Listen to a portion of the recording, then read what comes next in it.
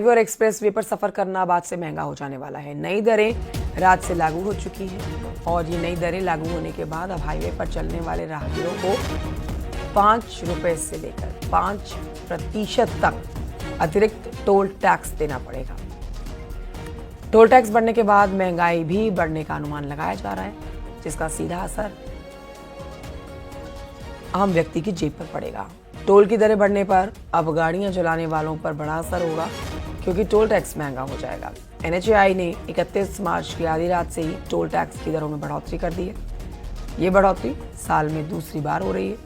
इससे पहले जून 2024 में टोल की दरों में बढ़ोतरी दर्ज की गई थी।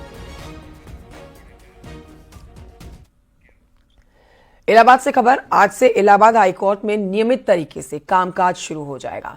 हाईकोर्ट में अदालतें बैठेंगी, मुकदमों की नियमित सुनवाई होगी। जस्टिस यशवंत वर्मा के मुद्दे पर वकीलों की हड़ताल स्थगित होने के बाद आज से फिर से हाईकोर्ट में कामकाज शुरू हो जाएगा। वकील काम पर लौटेंगे। खबर महोबा से है, जहां महोबा में कुलपहाड़ तहसील क्षेत्र के खिरिया कला गांव में संदिग्ध परिस्थितियों में गेहूं की खड़ी हुई फसल में अचानक से भीषण आग लग गई। सैकड़ों एकड़ फसल में आग लगने से किसानों में हड़कंप मच गया। घटना की सूचना मिलते ही मौके पर पहुंची दमकल की टीम आधे घंटे की मशक्कत के बाद आग पर काबू पा लिया गया।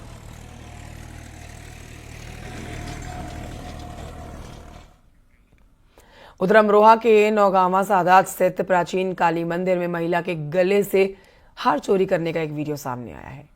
चोर ने दांत के सहारे रस्सी काटी और वहां से फरार हो गया। दोनों महिलाओं के साथ ऐसी घटना पहले भी हो चुकी है। इस बार जिस हार की चोरी हुई है उसकी कीमत करीब 3 लाख रुपए बताई जा रही है। रामपुर जुन्नारदार का रहने वाला हूँ। मेरे ही छोटे भाई मुकेश चौहान जो है वो अपनी धर्मपत्नी के साथ यहाँ कालिका देवी मंदिर गजस्थल पर जात लगाने आए थे विवाह के उपरांत। तत्पश्चात जब हम यहाँ पर प्रसाद चढ़ा रहे थे तो भीड़ की जो है संख्या ज़्यादा होने के कारण वहाँ पर जो है कुछ महिलाओं ने चैनी स्नैचर थी वे उसकी जो है एक गले का सेट पूरा मंगलसूत्र के साथ और एक पंजाबी कंठी वहाँ पर भीड़ में जो है उन्होंने वो काट ली। कानपुर देहात से खबर, जहां के रूरा थाना क्षेत्र में एक किशोरी की हत्या का मामला सामने आया है। सलीमपुर काशीपुर के रहने वाले राजेश कुमार की 16 साल की बेटी की मौत हुई है। सुबह किसी ने घर में घुसकर किशोरी की धारदार हथियार से हत्या कर दी। बेटी की चीख सुनकर जब पिता राजेश बाहर आए तो उन्होंने उसे गंभीर हालत में पाया। तुरंत पुलिस को सूचना दी गई। पुलिस ने उसे अस्पताल में भर्ती कराया, जहां उसकी मौत हो गई। पुलिस ने आरोपी युवक को हिरासत में ले लिया है। परिवार के आरोप के आधार पर युवक से पूछताछ की जा रही है। देखिए, कल रात को करीब 2 बजे देर रात एक सूचना प्राप्त हुई कि एक 15 साल की जो किशोरी है वो उनको चोट लगी है हाथ पर और अन्य जगह पर भी। तो तुरंत उनको चिकित्सा के लिए पहुंचा दिया था और चिकित्सा दौरान उनकी मृत्यु हुई थी हैलेट हॉस्पिटल में। फिलहाल जो घर वालों ने जो आरोप जिन पर लगाया आरोपी है वो हमारे हिरासत में है। बाकी मैं भी मुकाबला कर चुका हूँ, हमारे सारे सक्षम अधिकारी कर चुके हैं। विभाग जितने भी हमारे dog squads, forensic unit, surveillance सभी भी अपना अपना काम कर रहे हैं।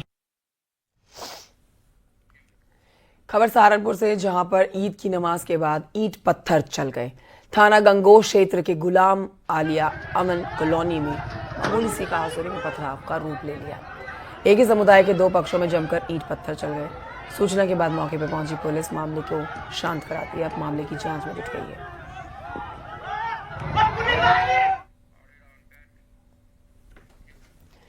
फिरोजाबाद जिले में इंडियन बैंक की जसराना शाखा में हुए 1,86,00,000 रुपए के गबन के मामले में एक्शन तेज हो गया है।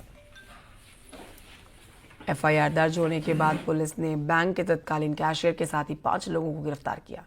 पुलिस के मुताबिक इस बैंक के तत्कालीन मैनेजर और कैशियर कुछ अन्य खाताधारकों की मदद से पैसे का ब्याज उनको देते थे और इस पैसे को कई बड़े ठेकेदार ब्याज पर लेते थे। पैसों का जो ब्याज आता था वो बैंक मैनेजर, कैशियर अपनी जेब में रख लेते थे। बैंक के 91 खातों के साथ ये गड़बड़ी की गई है।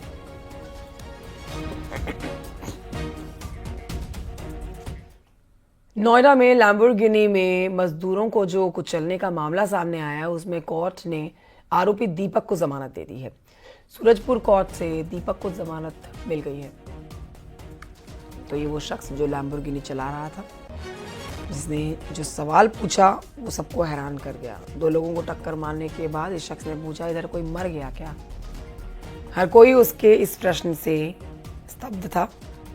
गिरफ्तार इस शख्स को किया गया, कोर्ट में पेश किया गया, जहां से जमानत मिल गई है।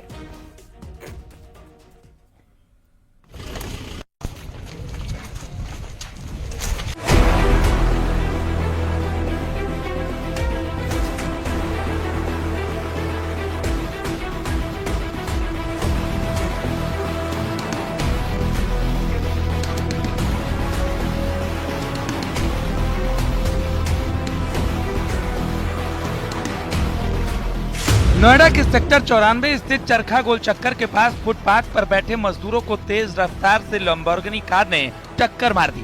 क्या भाई स्टंट जा रहे सीख लिए? स्टंट जा रहे सीख लिए? कितना आदमी मरा पता है? मर गया इधर। तो क्या देख उधर। घटना में 2 मजदूर गंभीर रूप से घायल हो गए। कार यूट्यूबर मृदुल के नाम पर है। इस मामले को लेकर डीसीपी नोएडा राम बदन सिंह का बयान सामने आया है। उन्होंने कहा कि लापरवाही से कार चलाने के कारण हादसा हुआ। ड्राइवर को गिरफ्तार कर कार्रवाई की जा रही है। एक व्यक्ति ने गाड़ी बहुत लापरवाही पूर्वक चलाई थाना सेक्टर 126 क्षेत्र के अंतर्गत, जिसमें 2 लोगों को चोटें लग गईं। उन दोनों को तुरंत हॉस्पिटलाइज कराया गया। तुरंत ही ड्राइवर और गाड़ी को गिरफ्तार कर लिया। गाड़ी जब्त करके थाने में खड़ी है। इन पर मुकदमा भी लिख दिया गया है और आगे कार्रवाई की जा रही है। भाई तेज गति से गाड़ी चला दी, तभी उनको चोट लग गई।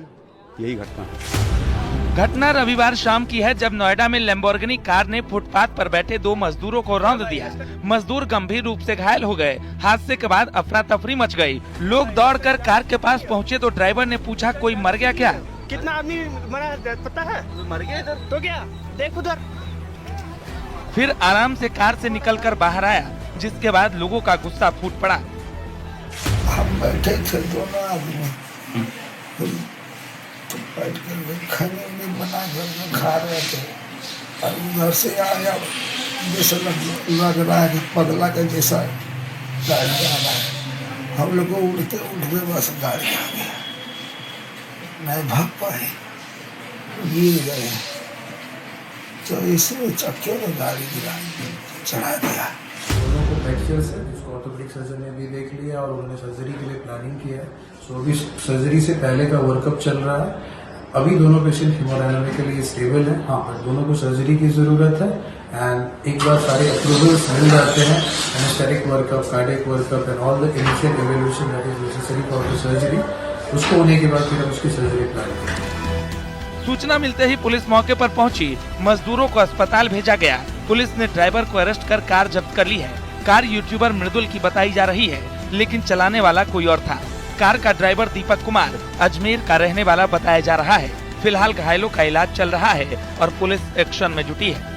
फिलहाल इस पूरे प्रकरण में दीपक को गिरफ्तार कर लिया गया है। गाड़ी जो है वो मृदुल की बताई जा रही है और पौंडीचेरी रजिस्टर्ड ये गाड़ी है। फिलहाल पुलिस के अधिकारियों की तरफ से ये स्पष्ट किया गया है कि शुरुआती तौर में, क्योंकि जो 2 व्यक्ति घायल हैं, जिसमें एक का नाम रंबू है और एक का नाम डीजेन रविदास है। डीजेन रविदास के पुत्र गंगाराम ने ये मुकदमा दर्ज करवाया था और उस दौरान चालक कौन था इस चीज की स्पष्टता नहीं थी, लिहाजा अज्ञात में मुकदमा लिखा गया था, लेकिन गाड़ी का नंबर शामिल किया गया था। और अब इस पूरे प्रकरण में पुलिस अधिकारियों का कहना है विवेचना में दीपक का नाम खोल दिया और दीपक को गिरफ्तार करके जेल भेज दिया है। कैमरामैन विपिन के साथ हिमांशु शुक्ला, न्यूज़ 18 नोएडा।